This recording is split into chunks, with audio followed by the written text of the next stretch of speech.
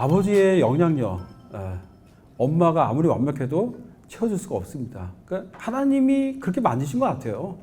이게 창조의 원칙인 것 같습니다.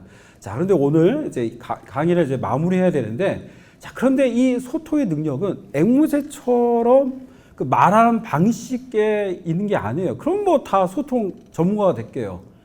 자, 왜 소통이 어렵냐면 여기에 상처가 있는 거예요. 오래전 이제 그 김성국 장로님의 강의를 들을 때 아버지처럼 안 살려고 했는데 어느 날 아버지 같은 인생을 사는 걸 보게 됐다는 거죠. 이게 제 전공인데 이게 가족 심리학의 핵심이에요. 사실은 여러분 이제 가정 사역이지만 저 같은 심리 상담가들은 거기에 시작을 합니다. 자, 소통의 능력을 방해하는 게 있어요. 상처입니다. 내면의 상처, 내면 뭐 내적인 문제들 여러 용어로 하는 결국 상처의 주제죠. 그러니까 그 상처가 우리의 소통을 방해합니다. 자, 부부 갈등의 이유가 있습니다. 1+1이에요. 여러분, 가정에는 위계질서가 있어요. 그 위계질서 존재합니다. 이게 말하는 유교적인 어떤 위계가 아니에요. 가족 안에는 명확하게 위계질서가 있습니다. 그 위계질서의 출발에는 뭐가 되냐면 아내와 남편이 있습니다. 아내와 남편이에요. 아내와 남편은 동등합니다. 뭐 조선시대 때는 아버지부터 시작하겠지만 가정의 위계의 핵심에는 부부가 있는 거예요. 부부가. 자녀 문제로 되게 힘들어하는 아빠들이 많아요. 자기가 본 아빠는 사실 통제하는 권위적인 아빠였잖아요. 하지만 오늘날 우리 시대 정신은 아니잖아요. 그래서 뭔가 이제 친구 같은 아빠, 소통이 되는 아빠가 되려고 애를 씁니다. 그러다가 무너집니다. 즉 어느 순간 아들과 친구가 돼버려요. 그리고 어느 순간 좋아요. 친구 같은 아빠 막 놀고 막 좋잖아요. 그러다가 순간 얘가 이제 그 사춘기 넘어오면서 아빠한테 친구처럼 행동해요. 그럼 어때요? 이게 이제 그 건드린 거잖아요. 위계질서를. 순간 친구 같은 아빠는 좋은데 아들이 아빠를 친구로 여기고 막 행동했을 때 아빠들은 상처를 받죠. 왜? 수컷의 위계질서가 존재합니다. 명확하게. 그래서 이제 빡쳐가지고 이렇게 모아놨다가 아들한테 분노 폭발하거나 가출하는 아빠가 있습니다. 요즘은 애들이 가출 안 하고 아빠가 가출해요. 진짜로요. 가출하는 아빠들 많이 봤습니다. 그러면 아이가 혼란에 빠져요. 친구 같은 아빠는 다 사라져요. 그건 뭐냐면 친구 같은 아빠의 본질은 뭐냐면 소통이 되는 아빠를 말한 겁니다. 어떻게 아빠가 아들의 친구가 됩니까? 절대 될 수 없습니다. 돼서도 안 되고요. 단 뭐가 친구 같은 아빠냐? 언제나 열린 상태로 대화가 가능한 아빠가 바로 친구 같은 아빠입니다. 그런데 오늘날 우리 아빠들은 어때요? 경험해 본 적이 없어요. 그런 아빠를. 거리적이었거나 통제하거나 아니면 방해만한 아빠는 경험했어도 여기에서 많은 이제 혼란이 시작되어집니다. 자, 다시 정리하면 가족의 근본은 부부입니다. 그 부부의 시작이 이제 가족으로 넘어가는데 이 부부 갈등에 1+1이 있습니다. 하나는 뭐냐면 부부간에 이제 어려움이 있어요. 또 하나가 있습니다. 각자 부부의 상처예요. 바로 그 상처가 부부간의 소통을 어렵게 만들어요. 부부간의 소통을 끝나지 않아요? 자녀간의 소통도 어렵게 만들죠. 저는 저의 첫 직장이 여기 백석대학의 이제 교수로 강단에 설 수가 있었죠. 30대 중반? 젊은 나이죠, 사실. 그날을 잊기가 어려워요. 가방을 들고 첫 출근을 한 거죠. 그래서 강의실로 이렇게 올라가는데 어떤 학생이 강의실 입구에서 저를 알아봐요. 이번에 새로운 교수님이죠? 네. 교수님 제가 커피 한 잔 대접하고 싶어요. 라고 하면서 저를 요 자판기로 데려가더라고요. 그래서 100원짜리 커피를 뽑아서 주려고 하더라고요. 그런데 그 건물은 엘리베이터가 없는 4층 건물이었어요. 제가 또 4층이었고 그 뜨거운 커피를 들고 4층까지 갈 거 생각하니까 너무 불편한 거예요. 그래서 그 학생한테 고맙지만 나중에 사줬으면 좋겠다라고 거절을 딱 했습니다. 그리고 이제 수업을 하려고 하는데 아까 커피를 권했던 학생이 들어와요. 아까 막 웃으면서 다가왔던 것 같은데 의자에 딱 앉아서 저를 째려보고 있더라고요. 느낌이 딱 옵니다. 아, 삐졌구나. 야, 이 학생들이 질문 두 가지가 있어요. 몰라서 물어볼 때와 두 번째는 얼마나 아는지 테스트하고 싶을 때예요. 이제 첫날부터 테스트용 질문을 알리더라고요. 그럼 매주마다 아주 정말 힘겨운 질문을 해요. 그러니까 수업이 엉망이 되죠. 교수 된 지 이제 막 된 사람인데 이 힘든 학생 정말 감당이 어려웠습니다. 예. 야, 근데 한 학기 너무 힘든 거예요, 정말. 강의하기 전날 되면 가슴이 두근거려요. 진짜 가슴이 두근거려요. 너무 힘든 거예요. 예. 아니, 이렇게 강의를 하니 뭐 수업이 되겠습니까? 진짜 엉망이죠. 강의평가 최악이고, 이 교수 된 지 첫 강의에 정말 말 그대로 액땜을 확실히 한 것 같습니다. 이제 종강하던 때 학생들과 이렇게 앉아서 음료와 다과를 먹는 시간이 있었는데, 제 자리가 옆자리가 비었었는데, 바로 그 학생이 제 옆에 앉는 거예요. 이건 아닌 것 같은데. 예, 우리가 그 친한 것 같진 않은데. 그리고 옆에 딱 앉아서 주스를 딱 입에 대고 마시더라고요. 그리고 주스를 반쯤 남기고 그걸 저에게 권해요. 새 주스병도 많았습니다. 자기가 입 대고 마신 그 주스를 반쯤 남긴 걸 저한테 권해요. 우리가 뭐 연인 관계도 아니잖아, 이게. 예. 근데 이건 말이 안 되지만 압니다. 그 커피 한 잔의 거절이 얼마나 끔찍한 15주를 불러왔는지. 그래서 순간, 그걸 보는 순간 이제 그냥 망설이지 않고 다 들이켰어요. 다 들이키고 주스를 내려놓는 순간 학생의 표정이 처음의 표정으로 돌아갑니다. 교수님, 한 학기 동안 애쓰셨습니다. 다음 학기에 교수님 꼭 수업 들을게요. 라고 하더라고요. 순간 이렇게 해결될 줄 몰랐어요. 그리고 학교 식당에서 우연히 식사를 하는데 학생이 그래요. 자기는 어린 시절에 엄마 아빠가 너무 바빴고 그 바쁜 엄마 아빠에게 조금이라도 사랑받으려고 다가갔대요. 그럴 때마다 엄마는 저리 가.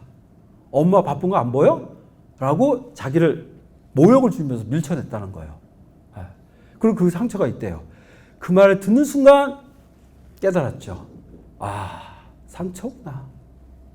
자, 다시 이제 시간을 복귀하면 첫 학기 때 이제 유럽에서 젊은 교수가 하나 왔다는 소식을 들은 거예요.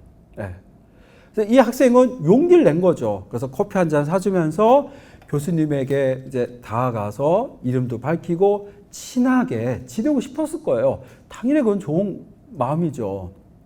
근데 그 젊은 교수가 쌀쌀맞게 커피를 거절한 거예요. 여기서 스텝이 꼬인 거죠. 거절받는 순간 뭐예요? 옛날에 부모에게 거절받았던 상처가 덧난 거예요. 여러분 이걸 뭐라고 하냐면 따라합시다. 전이감정. 전이감정. 심리학은 전이감정이라고 이해합니다. 결국 모든 끝장나는 갈등들, 여러분 도저히 타협이 되지 않는 싸움들, 도저히 이해되지 않는 행동들에는 전이감정이 있는 거예요. 여러분 당연히 소통을 방해하죠. 그래서 오늘날 가족관계, 부부관계, 그리고 부모와 자녀관계에서 벌어지는 말도 안 되는 수많은 갈등 안에는 결국은 전이감정이에요. 전이감정이에요. 그리고 그 전이감정이 대물림으로 이어집니다. 수세대를 이어갑니다. 여러분 한 가족에 벌어지는 대단한 불행한 일들이 전문가로서 이렇게 관찰해 보면 처음이 아니에요. 한참 그 문제를 갖고 있지만 그 가족의 역사를 이렇게 지켜보면 이미 여러 번 이 일이 발생했습니다. 조부모, 부모 세대, 이 자녀 세대만 모를 뿐이에요. 여러분 언제나 가족에서 벌어지는 문제는 처음이 아닙니다. 그런 대물림, 반복의 역사 속에 바로 상처의 대물림, 바로 전이감정이 있다는 걸 말씀을 드릴 수 있습니다. 자, 그러면 이거요. 자, 그럼 교수님, 자, 소통이 중요한 거 알겠네요. 그리고 소통을 치료하려면 또 상처도 다뤄줘야 된다는 거 알겠습니다. 그럼 어떻게 할까요? 자, 회복의 이야기로 강의를 마무리하도록 하겠습니다. 자, 우리의 어떤 상처의 회복의 여정에 바로 저는 안데르센을 소개하고 싶습니다. 자, 이 안데르센은 닉네임이 있어요. 불행으로부터 도망친 남자라는 닉네임이 있습니다. 자, 그의 엄마는 전직 매춘부였습니다. 어린 사춘기 소년서부터 길거리에서 몸을 팔았던 인생이었습니다. 포주는 당신의 엄마가 포주예요. 어린 딸이 길거리에서 일을 안 하면 결국 뺨을 때려서 길에서 일을 하게 만들었습니다. 그리고 그 길에서 임신을 하게 되죠. 더 이상 이렇게 살다가 내가 죽겠다 싶은 엄마는 포주인 엄마로부터 탈출해서 다른 도시로 넘어갔고 거기에서 안데르센과의 남자를 만나서 결혼을 하게 됩니다. 자, 볼까요? 여기서 태어난 게 바로 안데르센이에요. 그의 아버지는 정신분열로 일찍 사망합니다. 그의 엄마는 알코올 중독으로 또 일찍 세상을 떠나죠. 그의 인생을 볼까요? 가난, 자살, 중독, 뭐 이 정도면 거의 뭐 종합 세트장입니다. 그러면 심리학자 프로이트는 말합니다. 오늘날의 심리학을 이야기하죠. 이런 인생을 경험한 안데르센은 어떨까요? 아버지나 엄마의 인생을 반복하는 거죠. 알코올 중독자가 되거나 노숙자가 되거나 길가의 불량자로서 인생을 마감하는 게 자연적인 그의 인생이에요. 하지만 그의 인생은 달랐습니다. 안데르센의 동화가 없는 곳이 없더라고요. 제가 몇 년 전 탈북대학생 대상으로 이제 힐링 캠프를 했는데 쉬는 시간에 물어봤습니다. 야, 니네들 안데르센 아냐 하니까 다 안 돼요. 자기들도 안데르센 읽었다고 막 기분 나빠하더라고요. 야, 북한에도 안데르센 동화의 집이 있다면 전 세계에 없는 곳이 없겠구나 싶더라고요. 안데르센의 힘입니다, 여러분. 여전히 안데르센은 전 세계 사람들의 마음을 움직입니다. 자, 그의 자서전이 있습니다. 여러분, 우리 어릴 때 너무나 잘 아는 동화잖아요. 이 미운 오리 새끼의 이야기는 학자들은 이야기합니다. 안데르센의 자서전이라고. 그는 미운 오리 새끼로 태어났습니다. 그의 어린 시절은 그 누구보다도 불행했고 외로웠죠. 하지만 그는 미운 오리 새끼로 인생을 마감하지 않습니다. 백조가 되네요. 바로 그의 긴 외로웠던 인생의 여정을 담고 있는 아름다운 동화가 바로 미운 오리의 동화라고 이야기를 합니다. 자, 여기에서 한 가지를 생각하게 돼요. 안데르센은 왜 흔하게 그의 아버지, 어머니 인생을 따르지 않았을까? 그 비결이 있었다고 합니다. 안데르센은요, 자기의 불행을 불행으로만 여기지 않았대요. 그리고 이 불행이 행복으로 가기 위한 하나의 여정이었다라고 생각을 했다는 거죠. 여기서 뭘 알 수 있냐면 안데르센은 그의 불행을 불행으로만 보지 않고 관점을 바꿨다는 거예요. 불행한 어린 시절을 경험한 사람들, 그리고 너무나 끔찍했던 아버지를 둔 분들은 마음에 화가 많아요. 이야기합니다. 아버지가 어떻게 그럴 수 있어요? 그게 사람이에요? 짐승도 그렇지 않아요. 맞는 말입니다. 그의 절규, 그의 눈물. 맞는 말이에요. 그런 경험을 했잖아요.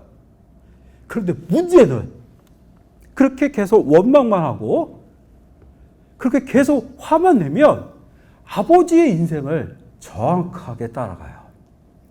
여러분, 아버지처럼 안 살려고 했는데 어느 순간 아버지의 삶이 내 인생에서 나온 거예요. 여러분. 자, 근데 안데르센은 그 불행을 원망만 하고 그리고 한탄만 하는 것으로 머물지 않고 이게 일종의 행복으로 가기 위한 하나의 여정이었다고 관점을 바꾸는 거죠. 여기에서 안데르센의 위대함이 있는 것 같습니다. 불행에 빠진 한 남자가 있습니다. 최고의 모험 소설이었던 로빈슨 크루소, 여러분 아시죠? 이게 영국의 유명한 소설이잖아요. 로빈슨 크루소가 이제 그 외로운 태평양에 난파됩니다. 동료들은 다 죽고 혼자만 살아남았잖아요. 이제 우울증에 걸려서 죽게 되어져요. 내가 소설에 의하면 내가 이렇게 살다가 죽겠다 싶어가지고 로빈슨은 배 파편을 뜯어다가 현재 내 삶의 대조를 그리게 되어집니다. 하나는 부정적인 거, 또 하나는 긍정적인 거예요. 저 보겠습니다. 나는 외로운 섬에 내동댕이 쳐있다. 맞죠? 반면에 나는 아직 살아있다.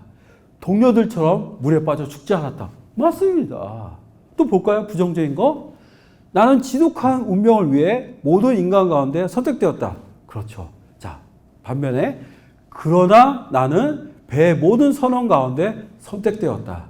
죽음에서 벗어날 수 있도록. 이것도 맞아요. 또 볼까요? 나는 몸을 덮을 옷 한 벌 없다.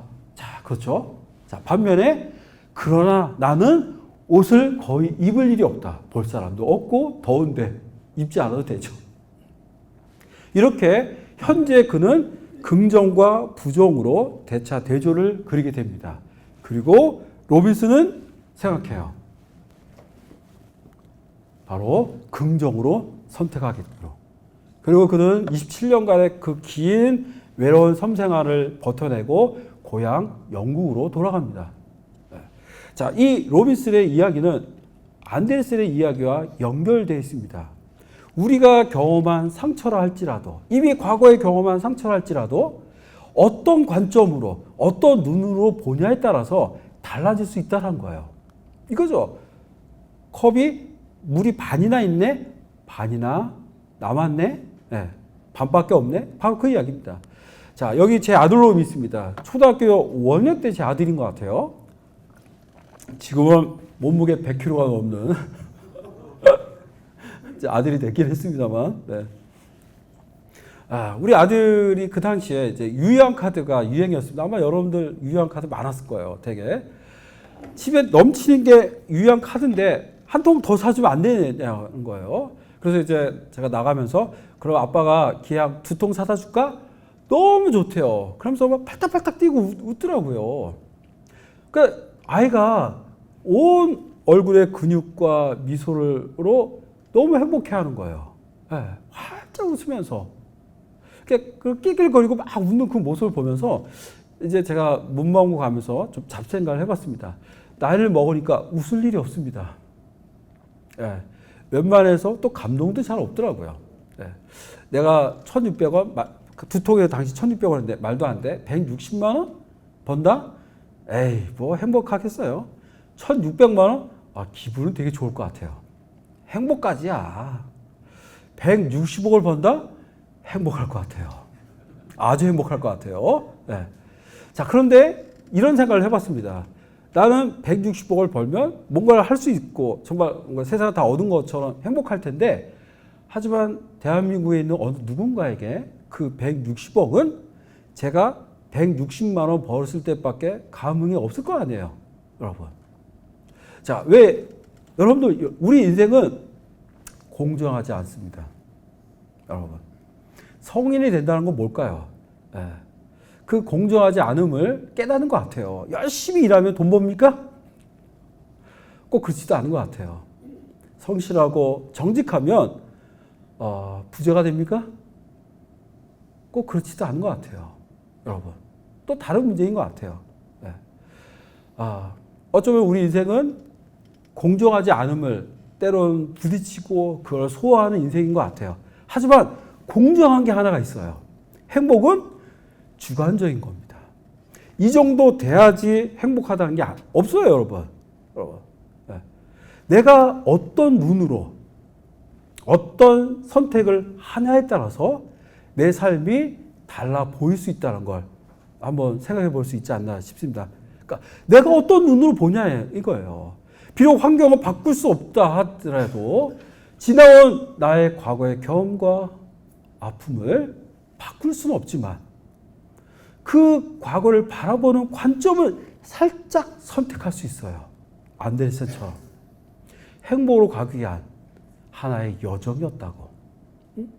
그리고 그 상처를 통해 난 더 성장할 수 있었고, 그리고 그 아픔을 가진 사람들을 공감하고 그들을 마음으로 안아줄 수 있는 내가 됐다라고 또 관점을 바꿀 수가 있는 거죠. 바로 그 관점을 바꾸는 그 과정 속에 우리의 상처는 조금씩 사라지게 됩니다. 네. 여러분 어릴 때 똑똑 들어보셨어요? 벌써 한두 분 계시네요. 저는 이제 동화에서나 접했지만 실제로 몇몇 분들은 어린 시절에 자기 동네에 똥똑이 실제로 있었다고 하시더라고요. 과거 이제 우리 조상들은 아이들이 뒷간에 종종 빠진 일이 생깁니다. 예. 왜냐면 그 당시 뭐 알잖아요. 그 뒷간에 이제 판자로 이렇게 그냥 겨우 이렇게 위에다 올려놓잖아요. 그 밑에는 뭐 다 당연하고 뭐가 있고. 그런데 그 이제 판자로 이렇게 나서 다리가 짧은 꼬마들과 술 취한 어른들이 종종 빠집니다. 예. 자, 이때 아이들이 빠졌을 때 우리의 조상들은 이제 특유의 어떤 문화가 있었습니다. 아이를 건져내서 씻기고 아이를 달립니다. 그리고 집에 있는 찹쌀을 급히 모아서 떡을 빚어요. 이거 명절 때 한 떡이 아니라 급히 만드는 떡이에요. 조금만. 떡을 빚어서 그 떡을 갖고 아이가 조금 전에 빠졌던 뒷간에 가서 액막이 제사를 드립니다. 다시는 이런 일이 벌어지지 않게 해달라고 제사를 지내죠. 그리고 제사를 지내고 난 그 떡을 아이에게 줍니다. 그리고 아이는 그 떡을 들고 동네에 나가요. 이렇게 외칩니다. 똥떡이요. 사람들은 몰려듭니다. 명절이 아닌데도 그 떡을 먹을 수 있잖아요. 말 그대로 웬 떡이죠. 동네 사람들이 모여듭니다. 그리고 아이가 들고 온 떡을 하나씩 얻어 먹으면서 아이를 놀리거나 희롱하지 않죠. 아이고 많이 힘들었구나. 아저씨도 한번 빠졌었어 어렸을 때. 이 아이는 소위 말하면 똥뚜껑에 빠진 트라우마를 가진 아이가 됩니다. 자, 가족들의 일사불란한 대처, 그것뿐 아니라 이웃들, 그의 이웃들의 따뜻한 격려와 지지로 다음날 아침에 뒷간에 또 갑니다.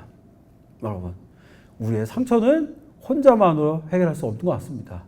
바로 공감, 위로야말로, 지지야말로 이거 돈으로 환산이 안 되는 선물입니다. 마법이에요, 사실은요. 그리고 이것이 자녀에게 흘러갈 때 기적이 일어납니다. 여러분, 그 아이의 인생은 달라집니다. 오늘 주제가 갈등 관리잖아요. 그 아이가 인생의 수많은 위기에 놓일 거고 행복한 순간도 있을 것이고 성공도 있을 거예요. 하지만 좌절도 있을 것이고 패배도 경험할 거고 그리고 삶의 위기에도 내몰릴 겁니다. 아버지가 그랬듯이 바로 그 위기의 순간 아버지가 경험했던 소통 그리고 공감, 지지의 그 말 한마디는 아이를 끌어내는 힘입니다. 아셨죠, 여러분들? 네. 자, 강의를 요 하나로 이제 마무리하도록 하겠습니다. 자, 그래서 공감, 주파수를 맞추는 겁니다. 아들의 의견에 동의할 필요 없습니다. 하지만 그 아이의 감정의 주파수는 맞출 수가 있겠죠. 저는 작가로서 몇 권의 책을 냈는데 그 중에 가장 성공한 책이 가족의 두 얼굴이라는 책입니다. 자, 이 책이 출간됐을 때 저는 이제 뭔가 내 인생을 바꿀 것 같았어요. 사실 이 책으로 제 인생이 많이 변했으니까요. 20만 부 팔렸으니 얼마나 많은 변화가 있었겠습니까, 제 인생에. 그래서 이제 출판사에서 5권을 선물해 주더라고요. 그래서 이 5권은 그러니까 평생을 복원하고 싶더라고요. 누구 안 주고. 그래서 연구실이 아닌 저의 집에 있는 서재에다가 5권을 딱 꽂아놨어요. 그리고 이제 정신없이 살다 보니까 어느 날 제 서재를 보는 순간 5권이 하나도 없는 거예요. 와이프한테 물어보니까 와이프는 모른다고 하고 이제 아들놈한테 물어보니까 이제 당시 제 아들이 한 초등학교 3학년인가 그랬던 것 같은데 이놈이 대답을 안 해요. 그러니까 자기가 이제 다 나눠줬대요. 정말 자기가 작가도 아닌데 그리고 어이가 없죠. 이거 허락도 안 받고 그래서 이제 누구누구 줬냐 물어보니까 깜짝 놀랐어요. 우리 아들이 아빠의 책을 처음으로 선물한 사람이 누구냐면 뭐 담임선생님이나 친구들 엄마가 아니었어요. 자기가 다니는 영어 학원의 운전기사 아저씨요. 학원 버스 아저씨였어요. 아들이 영어 학원에서 좀 멀리 떨어진 아이인데 늘 그 학원 버스를 타면 늘 그 기사 아저씨 옆에 앉는 거예요, 얘가. 그리고 늘 그 기사 아저씨하고 대화를 하고 갔대요, 늘. 뭐 학원 이야기, 뭐 친구 이야기, 조조조조 하면 이 아저씨가 다 들어주는 거예요. 그리고 늘 그렇게 심심하지 않게 그 어른인 아저씨와 대화를 하고 가고 왔다는 거죠. 자, 우리 아들이 무언가 어른에게 선물할 수 있는 기회가 생겼을 때 제일 먼저 생각났던 건 자기 이야기를 들어줬던 바로 운전기사 아저씨였던 거죠. 학원에. 네. 그 이야기를 듣는 순간 조금 되게 좀 반성이 됐습니다. 제가 우리 아들보다 더 그 기사 씨가 더 많이 이야기를 했던 것 같아요. 사실. 솔직히 말해서. 좀 부끄럽고 반성도 됐고 또 뭔가를 배우게 되어졌죠. 그렇구나. 소통은 말하는 게 아니구나. 우리는 소통하면 내가 말하는 거예요. 전달로 생각해요. 소통은 듣는 거예요. 듣는 거예요. 그리고 들으려면 어떻게 되냐면 그 사람이 잘 이야기할 수 있도록 판을 깔아줘야 돼요. 그래? 그래서 약간의 리액션이죠. 이게 계속 말하라고 하는 판입니다. 그리고 바로 그 경청 속에서 부부간의 건강한 소통이 만들어지고 그리고 그 부부간에 만들어진 단단한 부부관계가 자녀를 행복하고 더 성장되게 만들 수 있다는 걸 볼 수가 있습니다. 여러분 아셨죠? 그래서 그리고 그렇게 성장한 아이는 인생의 여정에 이 가혹한 이 현실로부터 포기하지 않고 앞으로 나아갑니다. 그리고 어쩌면 그 아이가 세상에서 가장 존경하는 사람이 아버지라고 그런 아들도 나오지 않겠습니까? 저는 그런 아들이나 딸을 둔 아버지는 정말 성공한 사람이라고 저는 생각합니다.